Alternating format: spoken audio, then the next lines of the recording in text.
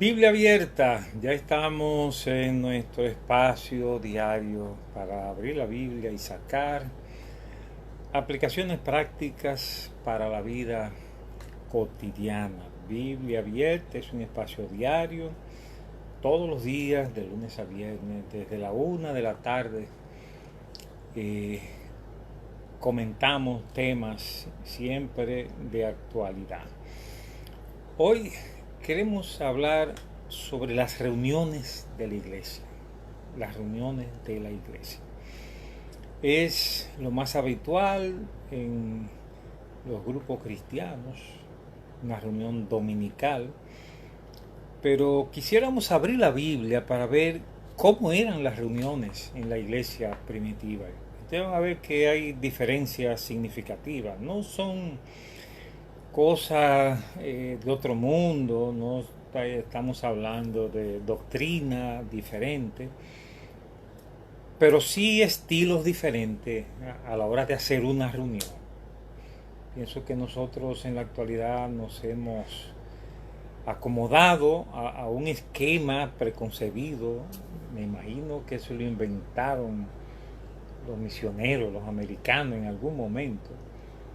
Pero todo lo seguimos así al pie de la letra, como si fuera palabra inspirada. Vamos a ver qué dice la Escritura. Les voy a decir cosas que están ahí en la Biblia, solo para provocarles a pensar en un tema que no es fundamental. Este no es un tema fundamental, es un tema que un día debemos hablar. Las reuniones de la iglesia. Las reuniones de la iglesia. Es el tema de hoy. Juana Severino, te bendigo y gracias por tu bendición. La recibo con mucho gusto.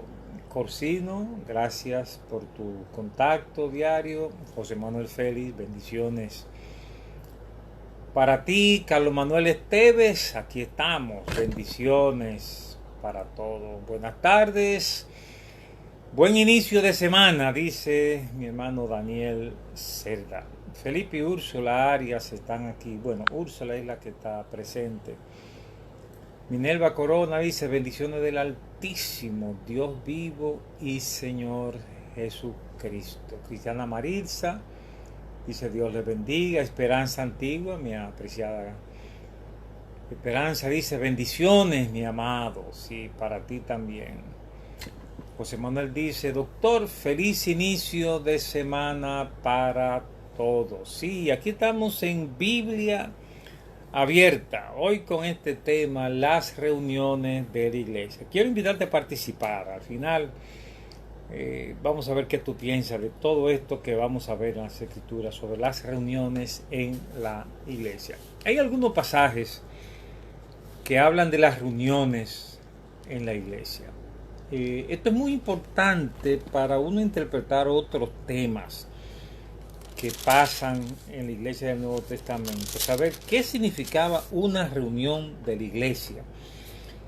Uno de los ejemplos más completos está en 1 Corintios capítulo 14.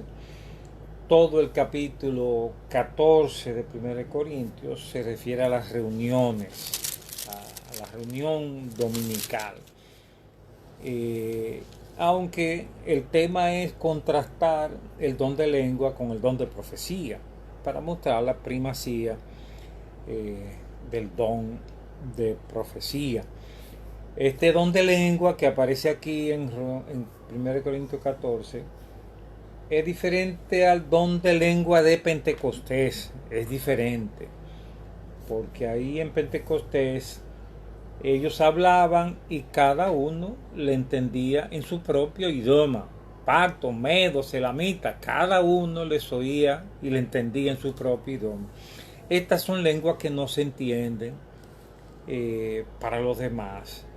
Y parece ser algo devocional, una forma de alabanza. Algunos dicen lenguas angelicales.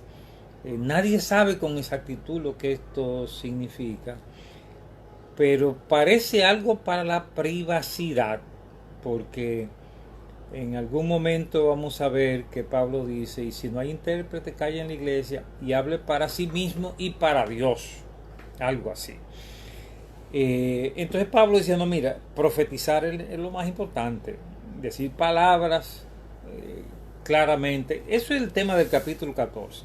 Pero entonces en el verso 26 nos da quizá la más completa descripción de una reunión de la iglesia. En el verso 26 y lo siguiente, dice, ¿qué hay pues, hermano, cuando os reunís?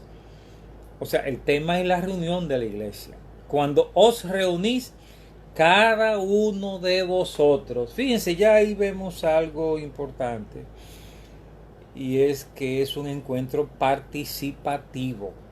Cada uno de vosotros. O sea, todo lo que sigue es algo participativo. O sea, las reuniones de la iglesia primitiva no tenían el formato de las reuniones en la actualidad, que uno tiene un programita ahí, ¿verdad? Alguien dirige la reunión, alguien hace una oración, lectura bíblica, y luego vienen las canciones, y luego viene, como dicen en mi iglesia, el plato fuerte, y después la oración al final.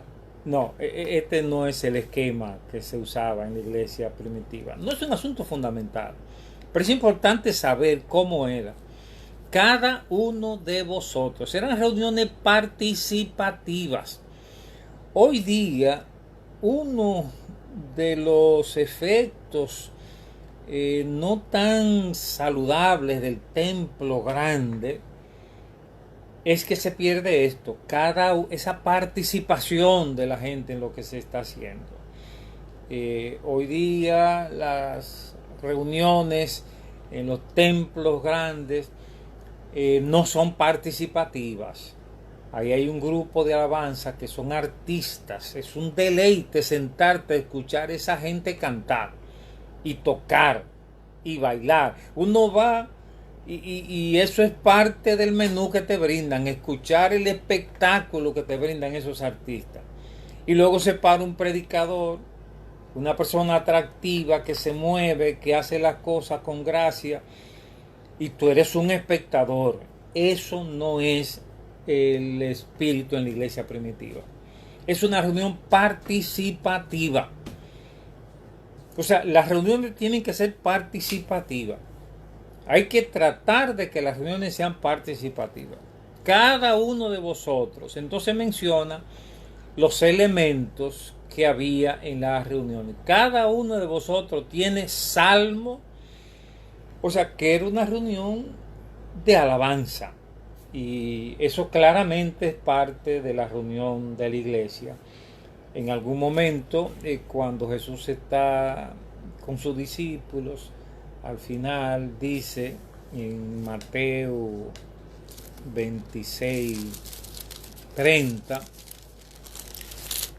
Mateo 26:30, déjenme ver ese pasaje, dice, y cuando hubieron cantado el himno, o sea, que cantaban himno.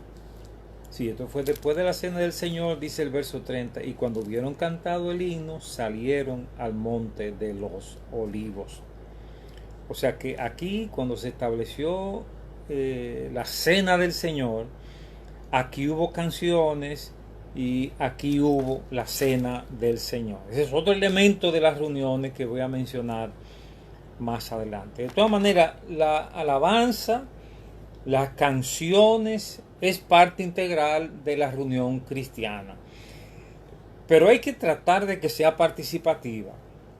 O sea, los que van a la iglesia deben cantar. O sea, los músicos no pueden sustituir a los que cantan. Yo sé que hay algunos que se van al extremo, que dicen que no se usa instrumento de música en la iglesia. No, pero sí tiene alguna sabiduría que la música y los artistas de renombre no usurpen el espacio de la congregación. Yo estaba en iglesias que cantan realmente. Yo recuerdo la iglesia bíblica cristiana de San Pedro de Macorís. Yo creo que yo no conozco otra iglesia que cantara como se cantaba en mi tiempo en San Pedro de Macorís. Eso parecía un coro, eso era una iglesia cantando realmente. Algo parecido, pero no tan completo, pero sí muy parecido.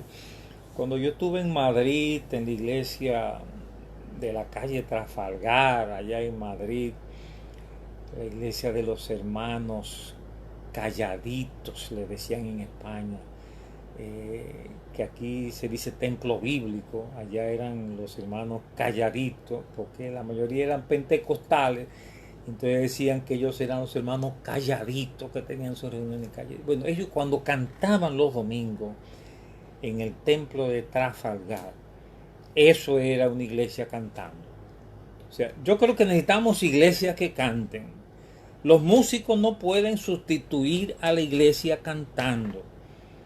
La iglesia tiene que cantar y eso ese es el énfasis. Yo sé que es elegante, ¿verdad? Yo me imagino estas iglesias donde tienen, perdonen que lo diga en el aire, a un Juan Luis Guerra todos los domingos, ahí cantando, alabando a Dios. Bueno, cualquiera lo escucha, pero yo le digo al mismo Juan Luis, pero no sustituya a la congregación. O sea, la iglesia debe cantar, así como se ve también en el libro de Apocalipsis, que cantaban los ángeles a Dios. Cada uno de vosotros tiene salmo, tiene doctrina. Fíjense que no se trata de un sermón. Vamos a ver más adelante que el sermón no es parte de la reunión de la iglesia primitiva. Hoy día tenemos la cosa dispuesta que al final de la reunión el pastor viene con el sermón. No, aquí no hay un sermón. Vamos a ver eso con más detalle más adelante. Tiene doctrina.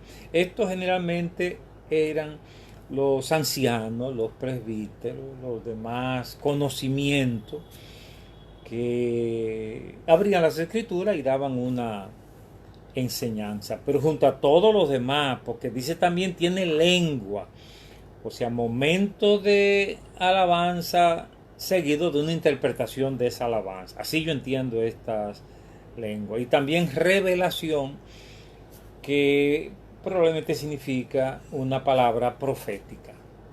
O sea, la iglesia de Corinto, entonces daba espacio a la palabra profética, y a eso debe referirse revelación. Una palabra profética es una palabra por impulso del Espíritu Santo, y a veces Dios habla para interpretar el pasado, a veces Dios habla para interpretar el presente, y a veces Dios habla para anticipar el futuro. Suponemos que profetizar es siempre sobre el futuro, no, pero profetizar es hablar por impulso del Espíritu Santo. Y eso está vigente. Dios habla, Dios habla. Yo he tenido personas que me han dado palabra profética. Yo recuerdo que yo fui a una iglesia a predicar una vez y ahí apareció, bueno, no, hicieron una oración. Sí, después de la oración el pastor dijo, vamos a bendecir al hermano Dunque, que Dios lo... Y ahí mientras el hermano oraba, él dijo cosas que luego yo vi que están sucediendo en mi vida hoy. Pero él lo dijo todo ahí en esa... Hay palabra, no podemos cerrarnos a que Dios habla, que Dios da una palabra. Lo que pasa es que esa palabra no puede contradecir lo que está escrito, ni puede añadir nada a lo que está escrito. Es una palabra, ¿verdad? Para interpretar, para dar una dirección particular en un momento dado. Todo eso es parte de la reunión. Entonces termina el verso 16 diciendo, hágase todo para edificación. Todo lo que se haga debe ser para edificación. Cuando uno ve esta reunión y todas las otras reuniones que se pueden describir en el Nuevo Testamento, uno observa que no comienzan con una oración. O sea, nosotros tenemos un esquema de la reunión. Yo no digo que eso sea malo, usted ve. Pero tenemos un esquema de la reunión, que si uno tiene una reunión de cualquier tipo, y no ora en la misma reunión, alguien dice, hermano, no hemos orado. Está muy bien orar, pero no orar, no significa que estamos violando ningún principio. Jesús no oraba en las reuniones. O sea, no hay ninguna señal de que en la iglesia primitiva habían oraciones como hoy día, cuando tenemos una reunión, se comienza con una oración. Antes de leer la Biblia, se hace otra oración antes de leer la Biblia. Y el que va a leer la Biblia dice en el nombre del Padre, del Hijo y del Espíritu Santo, leemos la palabra de Dios. Y algunos piensan que si no dicen eso, como que se está profanando la palabra. Qué religiosos somos nosotros. Y hay oración para la ofrenda, y hay oración para la predicación, y hay oración al final. Insisto, yo no digo que sea malo. Lo que yo digo es que no es una regla. Y no aparece en el orden de las reuniones en la iglesia primitiva. La diferencia con Jesús es que Jesús bañaba todo su ministerio con noches o mañanas enteras de oración. O sea, Jesús pasaba la noche entera orando, anticipando lo que iba a pasar al día siguiente. O sea, cuando él iba a una actividad, él iba orado. O cuando él venía de una actividad, si ustedes estudian a Jesús en Lucas especialmente, cuando las multitudes buscan a Jesús y levantan a Jesús, dan gloria a Jesús, Jesús se va al monte a orar. Se va al monte a orar. Yo quiero interpretar eso como que Jesús dice, para que no se me vayan los humos a la cabeza, porque yo soy hombre, soy Dios hecho hombre, pero soy hombre. O sea, cuando Jesús recibía mucho aplauso, él se iba a orar. Él se iba a orar.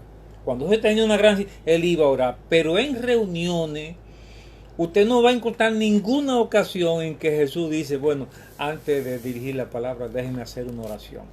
Antes de leer la Biblia, déjeme hacer una oración. No, Jesús no era religioso.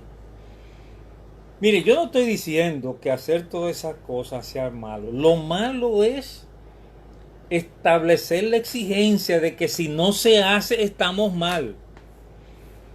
Yo nunca voy a ir a la iglesia a decir que no se ore al principio, que no se ore al final, que no se ore para las ofrendas, que no se ore ante la predicación, que no se ore.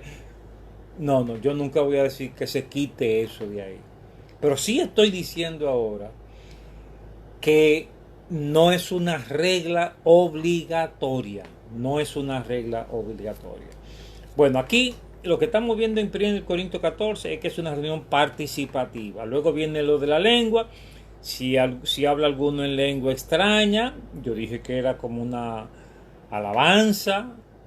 Eso es lo que me parece al leer el capítulo 14. Yo no lo entiendo todo, pero me parece una alabanza.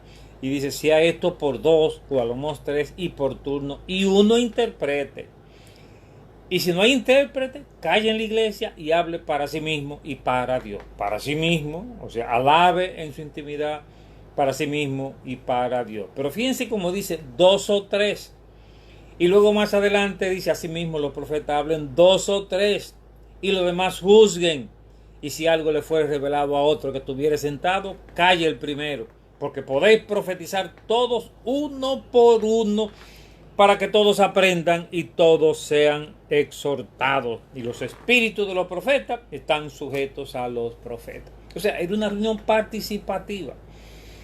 Yo traté en la congregación de introducir un estilo, no fijo, pero ocasionalmente, de tener una predicación participativa. O sea, lo que hicimos fue que cogimos un libro de la Biblia y entonces cada domingo tocaba un pasaje, una parte, una porción.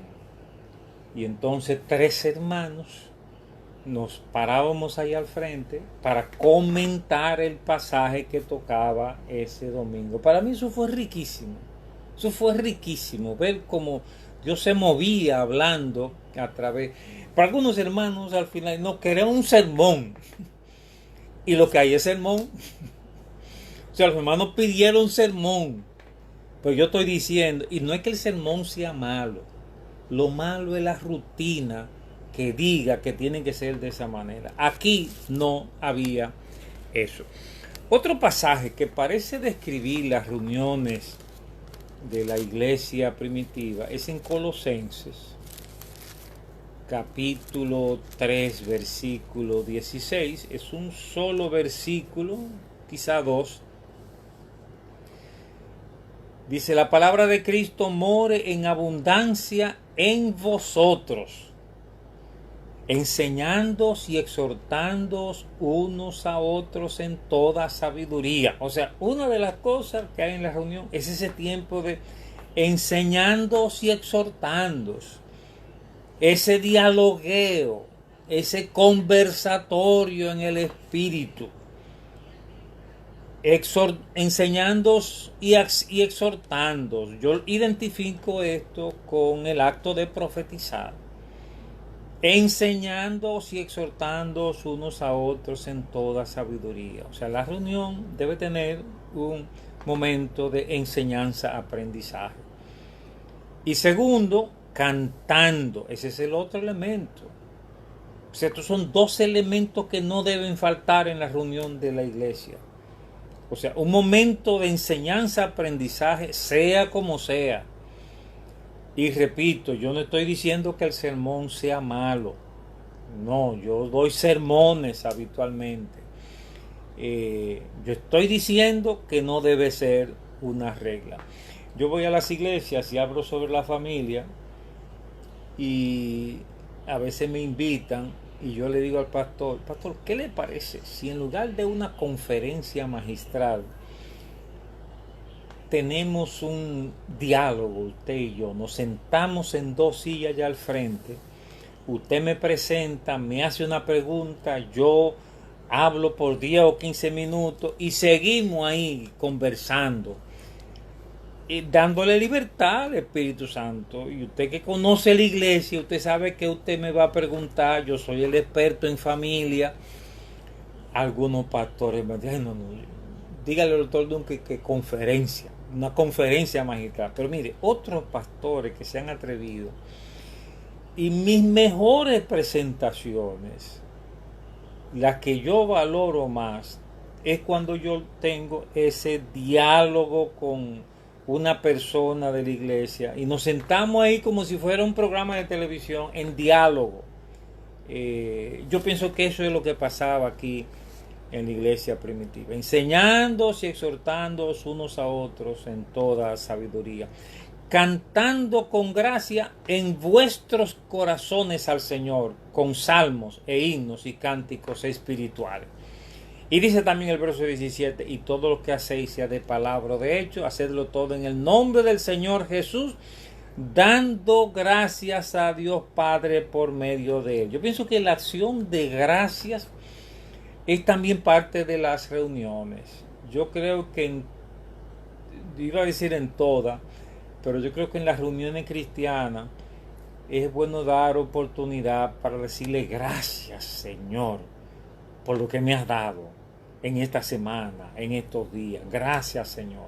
O para pedir por esta situación que estoy pasando difícil, para que me impongan la mano y oren por mí.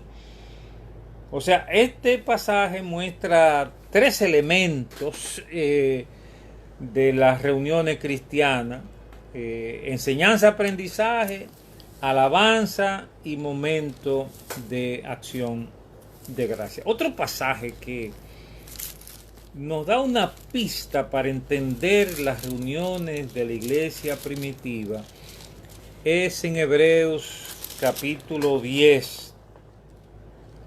Este es un pasaje digno de un análisis más con tiempo, pero lo vamos a ver solo así a vuelo de pájaro. Hebreos 10, desde el verso 19 dice: así que, hermano, teniendo libertad para entrar en el lugar santísimo por la sangre de Jesucristo. Esto es una metáfora, es decir, entrar al lugar santísimo como entrar a la presencia de Dios, pero esta vez por la sangre de Jesucristo, por el camino nuevo y vivo que Él nos abrió a través del velo, esto es de su carne. Y teniendo un gran sacerdote sobre la casa de Dios, entonces dice: acerquémonos con corazón sincero en plena certidumbre de fe. Fíjense bien, uno de los objetivos de las reuniones es crecer en la fe, purificados los corazones de mala conciencia y lavados los cuerpos con agua pura. Y el verso 23, mantengamos firmes sin fluctuar. Ese es otro objetivo de las reuniones cristianas. La profesión de nuestra esperanza, porque fiel es el que prometió. O sea, las reuniones cristianas deben ser también para agarrarnos, apropiarnos de las promesas. Y eso tiene que ver con la esperanza. Pero finalmente dice el verso 24, y considerémonos unos a otros para estimularnos al amor y a las buenas obras. Eso también parte de las reuniones. O sea, las reuniones son para manejar la fe, crecer en la fe. Y eso tiene que ver con enseñanza, aprendizaje. O sea, para crecer en la fe, evangelismo, discipulado, ahí viene todo eso. Para crecer en la esperanza, viene el ministerio de alabanza, apropiación de la promesa, oración, imposición de manos, o sea, la parte en la que Dios responde a nuestras oraciones. Pero la reunión cristiana debe tener también un elemento de considerarnos unos a otros para estimularnos al amor y a las buenas obras. O sea, también en las reuniones de la iglesia debemos decir: hermanos, ha pasado un ciclón y ha dejado tal pueblo en una situación lamentable. Vamos a ver qué podemos hacer en la iglesia para socorrer. Eso es la iglesia también. Para estimularnos al amor y a las buenas obras. Y entonces concluye diciendo: no dejando de congregarnos. Oigan bien, es un principio aquí. No dejando de congregarnos. Y yo pienso que eso debe significar no solo congregarnos, sino congregarnos con un compromiso. Aunque en este tiempo no podamos reunirnos, pero eso debe implicar un compromiso, que somos parte de un cuerpo. Y si yo soy parte de este cuerpo, yo estoy presente en las reuniones, aunque sea por Zoom, y yo contribuyo económicamente para el sostén, y yo apoyo programas según los dones y ministerios que Dios me da. No dejando de congregarnos como algunos tienen por costumbre, sino exhortando, y cuanto más cuanto veis que aquel día se acerca. Bueno, me falta mucho para decir. Yo quiero observar que la predicación, solo dos cosas más voy a decir. La predicación en la iglesia primitiva era un dialogueo. Y ese es exactamente el verbo que se usa en griego. Hechos 17 dice: Pablo, versículo 2, como acostumbraba, fue a ellos, y por 3 días de reposo discutió con ellos, declarando y exponiendo por medio de las escrituras que era necesario que el Cristo padeciese y resucitase de los muertos, y que Jesús, a quien yo os anuncio, decía: Él es el Cristo.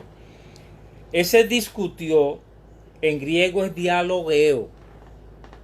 Es un diálogo. No fue una discusión así a los puños, pero tampoco fue un sermón, una sola persona hablando. Era un dialogueo. Y eso mismo se repite en el verso 17. Dice más adelante: así que discutía en la sinagoga con los judíos y piadosos, y en la plaza cada día con los que concurrían, y algunos filósofos de los epicúreos y de los estoicos. O sea, no era un sermón, sino un dialogueo. Capítulo 18 repite lo mismo en el verso 4. Dice: y discutía en la sinagoga. Ese discutía es un dialogueo. Todos los días de reposo, y persuadía a judíos y a griegos. Y vuelve con ese mismo tema más adelante. Y en el capítulo 20, este pasaje es muy importante, porque es lo más cerca que tenemos a un sermón, eh, pero no es sermón, sino dialogueo. Hechos capítulo 20, dice el primer día de la semana, reunidos los discípulos para partir el pan, era el día de tomar la cena del Señor. Pablo les enseñaba, habiendo de salir al día siguiente, y alargó el discurso hasta la medianoche. Y había muchas lámparas en el aposento alto donde estaban reunidos, y un joven llamado Eutico, que estaba sentado en la ventana, rendido de un sueño profundo, por cuanto Pablo disertaba largamente. Esa palabra disertaba largamente es también dialogueo, dialogaba, no era un monólogo. O sea, el texto griego dice claramente que no era una conferencia magistral. Ese no era el estilo del Pablo. Era un dialogueo, lo que sucedió en este caso, y era la costumbre en toda la práctica de la iglesia. Finalmente, yo voy a mencionar, bueno, voy a dejarlo hasta ahí. Yo iba a hablar de la cena del Señor, pero ese tema es muy importante y lo voy a dejar para un programa especial. Lo voy a dejar para un programa especial. Por ahora basta con decir que las reuniones en la iglesia primitiva eran participativas. Era un entregarse a la dirección del Espíritu Santo. Pero ese entregarse a la dirección del Espíritu Santo reclamaba orden. Por eso Pablo con frecuencia en Corintios capítulo 14 llama al orden, a los profetas, a los que hablan en lengua, a las mujeres, a todo el mundo. Hágase todo decentemente y con orden. O sea, que el Espíritu Santo esté en medio nuestro no significa desorden. Hágase todo decentemente y con orden. Participativo, que la iglesia cante, que haya momentos de dialogueo. Lo que probamos en la iglesia y al final me pidieron que lo cambiáramos. Querían sermón, sermón, sermón y pedían sermón.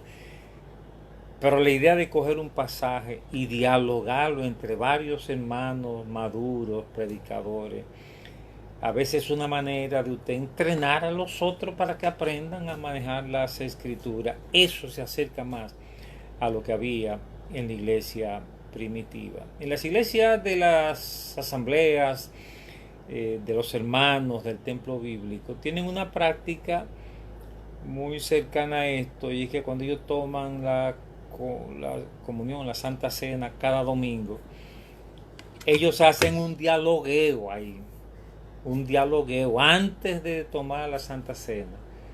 Hay un dialogueo espontáneo, o sea, ellos están tratando de reproducir lo que era la práctica normal en las iglesias del Nuevo Testamento. De nuevo repito, no es que el sermón esté malo, pero que no tiene que ser la única forma de hacer las cosas. Yo recuerdo también en Santiago, con el misionero Benjamín Woodring, cuando él fue pastor en Santiago, él introdujo una costumbre muy buena. Él venía y daba su sermón, y entonces él decía al final, quiero si algunos hermanos, y él decía especialmente los hermanos líderes, tienen alguna palabra que compartir. Y entonces ahí varios de los hermanos compartíamos alrededor del tema que él había predicado. Eso también es dialogueo. O sea, la idea del sermón magistral, el monólogo, no tiene que ser la regla en todas nuestras reuniones. Necesitamos reuniones participativas. Ese es el tema. Que Dios nos bendiga y que use esto que estamos diciendo para hacer de nuestras reuniones un espacio más participativo. Bueno, aquí está Mayra. Dios te bendiga. Amén. Minerva Corona. Han cambiado los tonos, armonías. Ahora hay algunos adoradores que no se entiende lo que dicen o cantan. Hay que examinar eso. Danilza Espinosa, bienvenida. No te había observado. Bienvenida. Moisés Rodríguez.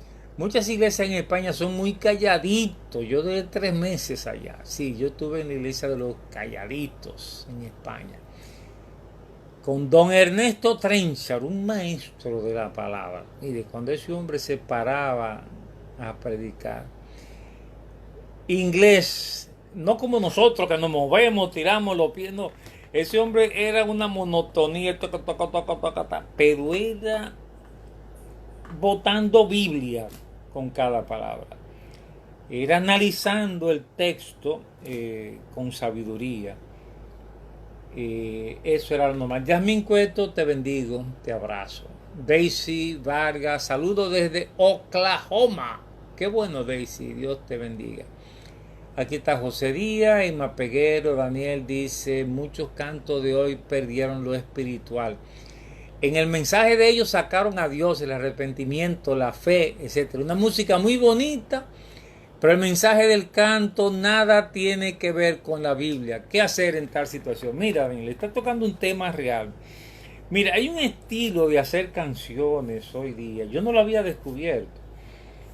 Pero es que te hacen unas canciones que tú puedes entenderla como alabanza a Dios o a una mujer. Declaración a una mujer. Como una declaración romántica, una declaración a Dios. Y no te mencionan para nada a Dios ni a Jesucristo. Pero te dejan ahí la idea de que eso es para Dios y para Jesucristo. Pues entonces es un mensaje que se puede decir en cualquier público. No estoy de acuerdo. Yo hasta los disfruto a veces porque son tremendos cantantes. Pero no es lo que yo recomiendo hacer. Si vamos a alabar a Jesucristo, alabemos a Jesucristo. Si vamos a alabar a Dios, digamos Dios, alabemos a Dios. Y no lo disimulemos tanto. Doina Paredes, bendiciones. Vivania dice bendiciones de lo alto. Buenas tardes, dice José Díaz. Amén, Ana, te bendigo. Luis Peralta, doctor, bendiciones. Un día dije algo así, por poco me apedrean. Bueno, yo tengo la ventaja que estoy aquí en Facebook y tienen que escucharme. Joyce Langrod Sedano, ¿cómo tú estás, Joyce? Inés dice, muchos paradigmas de hombres para los servicios, sí.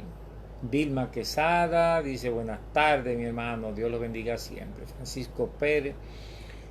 Hoy Vive Berta cumple 6 meses. Ay, Ática, qué bueno que tú me lo recuerdas. Hoy cumplimos 6 meses, señores.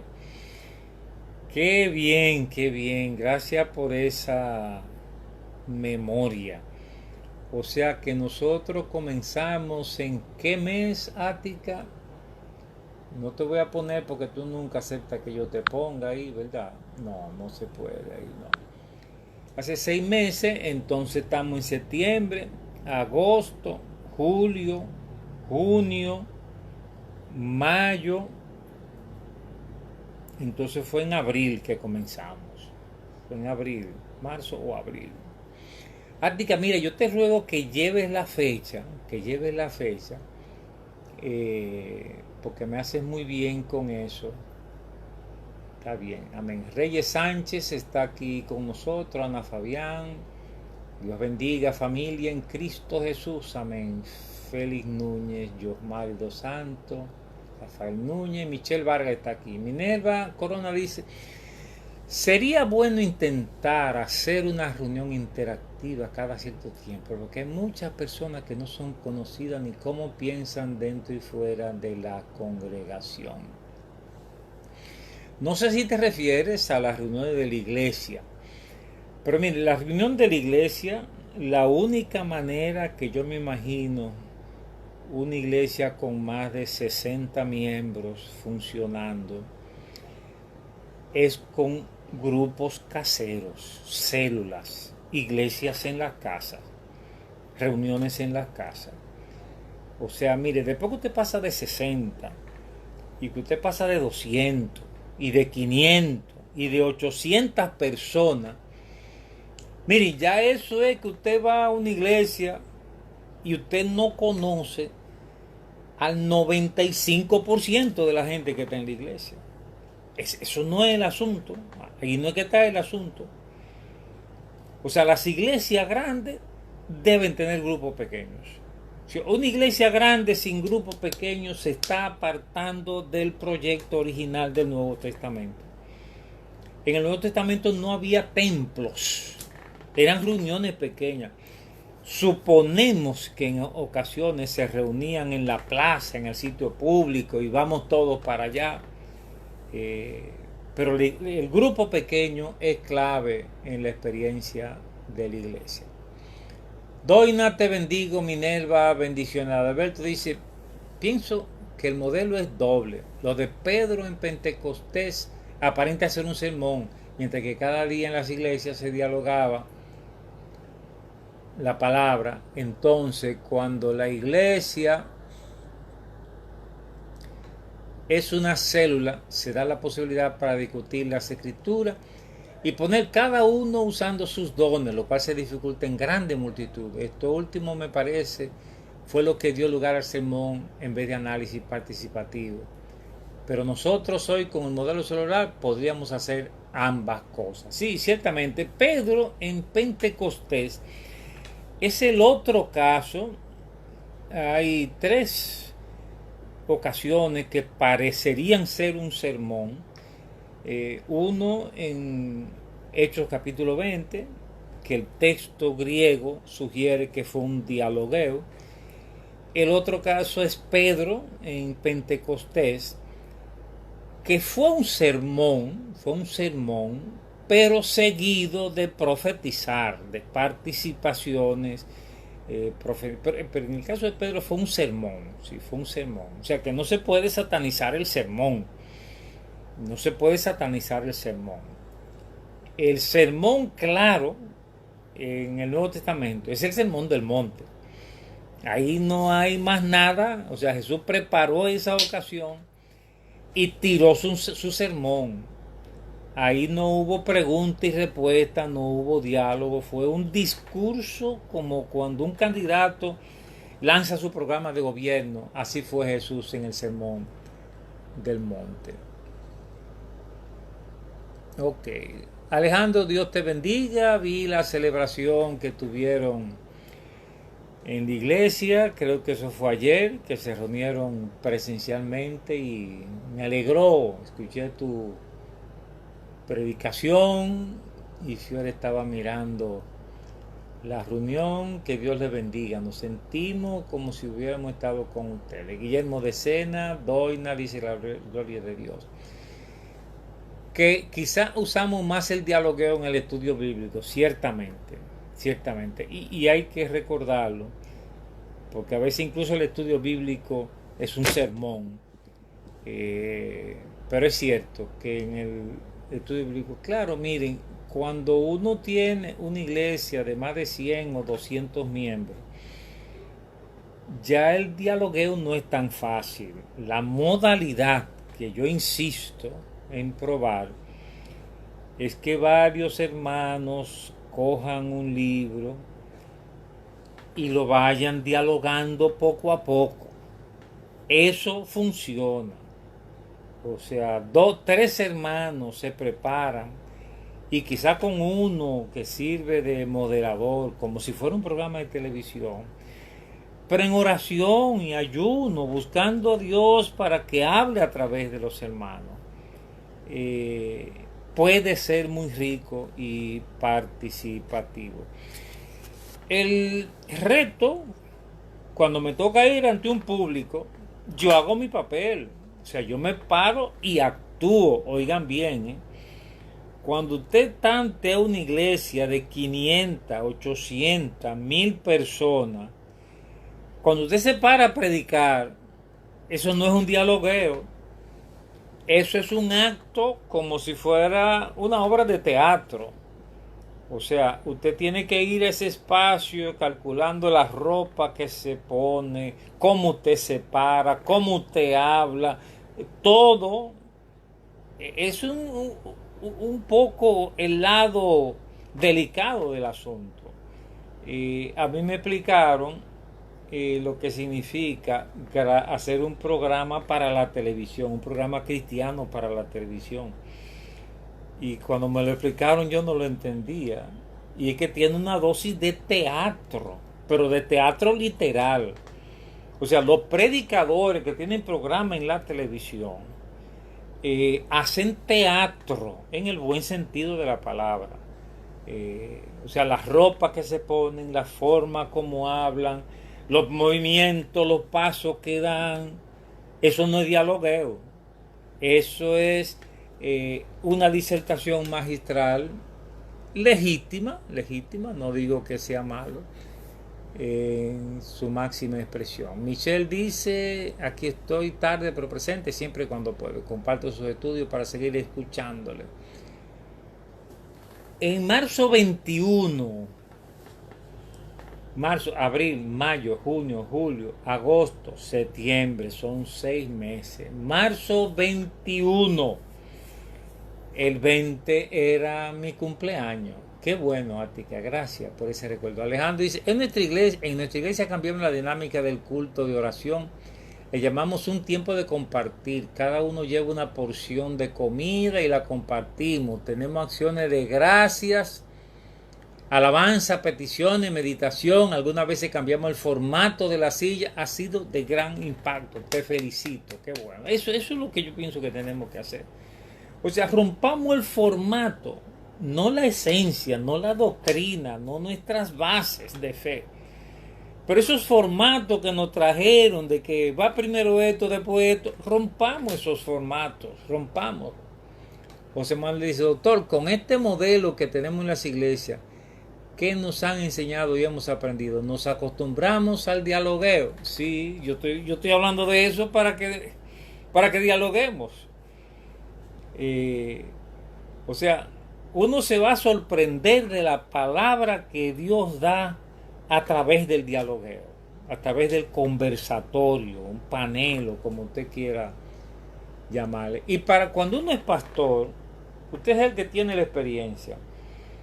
Coja 2 hermanos con usted se siente en el medio y con 2 hermanos y pídale, vamos a leer este pasaje, este capítulo, vamos a orar. Y entonces se busca una dinámica para que cada uno exponga y participativo. Eso, aparte de que es ameno, es instructivo para los que están participando. O sea, usted está preparando a otros para que hagan eso cuando usted no esté allí. Si yo recuerdo, sí, ahí no entiendo lo que me dice José Osuna, el ingeniero. Dios bendiga siempre a cada uno de los participantes. Dios lo bendiga siempre, doctor Dunn. Que usted comenzó cuando comenzó la cuarentena. Ah, bueno, sí, por ahí fue la cuarentena. Me encerraron en la casa y dije, bueno, vamos a hacer esta disertación. Bueno, yo aquí no puedo hacer el dialogueo perfecto, pero lo intento por lo menos. Michelle Vargas dice, doctor, la mayoría de las canciones cristianas no están basadas en la Biblia. Yo no sé la mayoría, voy a observarla. Pero necesitamos más Biblia. Lo que hay que darle elegancia, arte, porque el arte es eso. Reina Tineo está aquí, Adalberto González, en cuanto a simplificar el funcionamiento de la iglesia. Sí, iglesia simple, yo tengo ese folleto, eso, iglesia simple. Yo creo una iglesia simple. Dios le bendiga. Y mañana entonces vamos a hablar de la cena del Señor, porque nos quedó ese tema que es parte de la reunión cristiana. Anthony Suazo se conecta ahora. Te bendigo y te abrazo. Bueno, hasta mañana a la 1. Dios les bendiga.